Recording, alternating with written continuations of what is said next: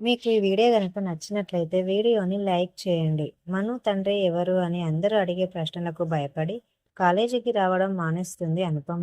ఆమెను తిరిగి కాలేజీకి రప్పించేందుకు మహేంద్ర ప్లాన్ చేస్తాడు.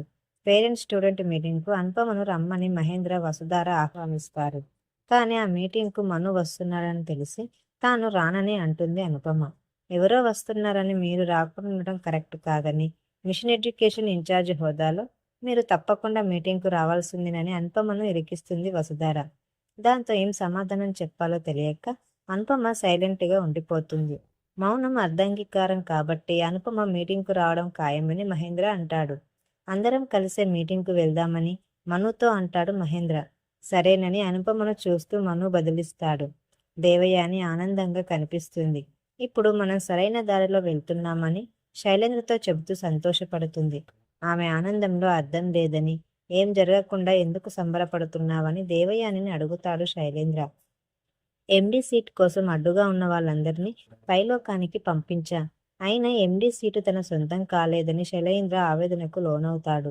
బోర్డు మీటింగ్ తర్వాత ఎండీ సీటు తప్పకుండా నీ సొంతమవుతుందని కొడుకుతో అంటుంది దేవయాని.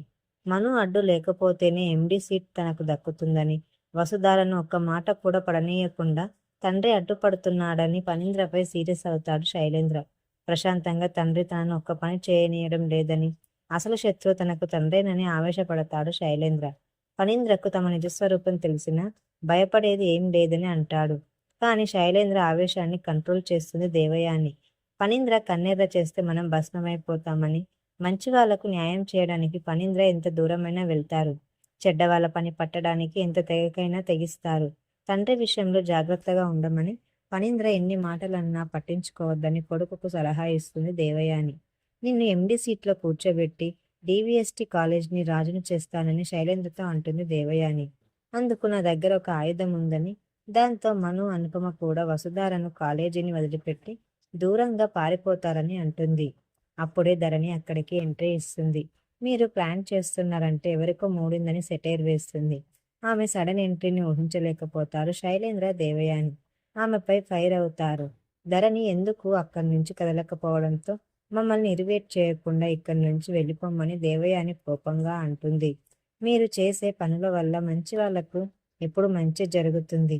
చెడుగా ఆలోచించి చేస్తే అది మీకు చెడే చేస్తుందని దేవయాని శైలేంద్రపై పంచివేసి అక్కడి నుంచి వెళ్ళిపోతుంది ధరణి. బలవంతంగా అనుపమను కాలేజీకి రప్పించడం మనుకు ఇష్టం ఉండదు. అమ్మ మరికొన్నాళ్ళు రెస్ట్ తీసుకుంటే బాగుంటుందని వసుధారతో అంటాడు మను. బలవంతంగా కాకుండా ఇష్టంతో అనుపమ కాలేజీకి వస్తే బాగుంటుంది మను అంటాడు. మీరు కనబడరు కానీ అమ్మపై మనసులో మీకు బాగానే ప్రేమ ఉందని మనుతో అంటుంది వసుధార. అనుపమ చాలా రోజులుగా రెస్ట్ తీసుకుంటున్నారు. కాలేజీకి వస్తే రీఫ్రెషింగ్గా ఉంటుంది. పేరెంట్స్ మీటింగులో అనుపమ ఉంటే బాగుంటుందని వసుధార బదులిస్తుంది. మీరు మీటింగ్కు వస్తారని తెలిసి అనుపమ రానని చెప్పినందుకు బాధపడుతున్నారా అని మనను అడుగుతుంది వసుధార. మీ మధ్య ఉన్న సమస్యలు తొలగిపోయి కలిసిపోయే రోజులు మళ్ళీ వస్తాయని మనువుకు సర్ది చెబుతుంది వసుధార.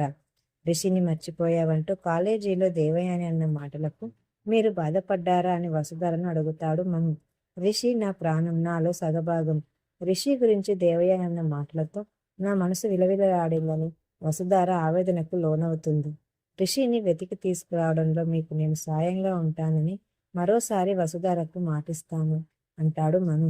వసుధార ఇంట్లో నుంచి వెళ్ళబోతూ అనుపమను కూడా వెళ్తున్నానని అంటాడు మను. మనును దెబ్బ కొట్టేందుకు రాజీవ్ సహకారంతో దేవయాని, శైలేంద్ర ఓ ప్లాన్ వేస్తారు. ఆ ప్లాన్ను ఎలాగైనా సక్సెస్ చేస్తానని రాజీవ్ అంటాడు.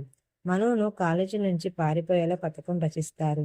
పేరెంట్స్ మీటింగ్కు హాజరు కానున్న తల్లిదండ్రులకు డబ్బు ఇచ్చి మనుకు వ్యతిరేకంగా మాట్లాడేలా చేస్తాడు రాజీవ్. డబ్బు కోసం వాళ్ళు ఆ పని చేయడానికి సిద్ధపడతారు. పేరెంట్స్ మీటింగ్కు అన్ని ఏర్పాట్లు చేస్తాడు మను. ఆ మీటింగ్లోనే మనుపై రివెంజ్ తీర్చుకోవడానికి శైలేంద్ర సిద్ధంగా ఉంటాడు.